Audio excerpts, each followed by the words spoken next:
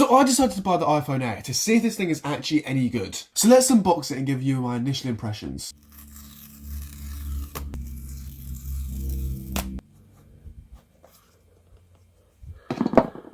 Oh my god. Initial impressions? This thing is just ridiculously thin. Like, oh my goodness. But if you're getting a new phone, you have to put a screen protector on it because we want to protect it against scratches, obviously. Let's just imply that. But first, let's give this thing a peel. Let's put the screen protector on in 3, 2, 1.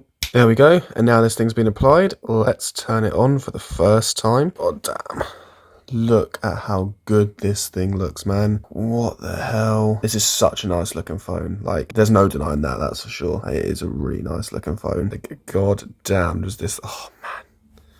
I just can't get over how thin it is. Like, Jesus. But yeah, let's get this thing set up and I'll give you my initial impressions. So what are my initial impressions of the iPhone Air? Well, going through the setup screen, it has been really nice, and one thing I really have noticed is how light this thing is. It makes me realize how big and heavy my 17 Pro Max is, and this is such a perfect size, coming in at 6.6 inches, where it's not too small, but it's also not too big. One thing I have noticed is this camera plateau is getting very, very hot. And we know that this has got an A19 Pro inside of it, and with it being glass and not aluminium, I think it genuinely is going to struggle, especially with my usage. But this phone is just such a breath of fresh air, and it's just so different to what I'm usually used to. I mean, look how thin this is.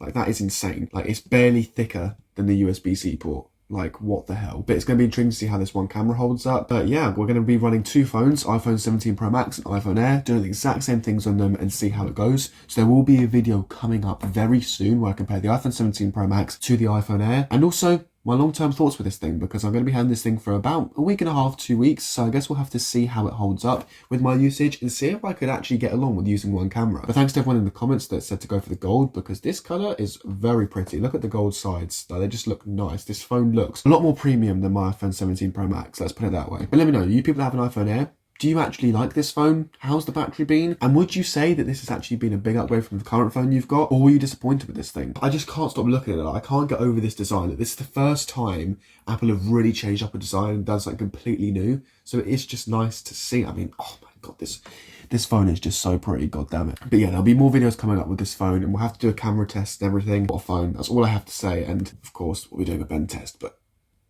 initial bend test.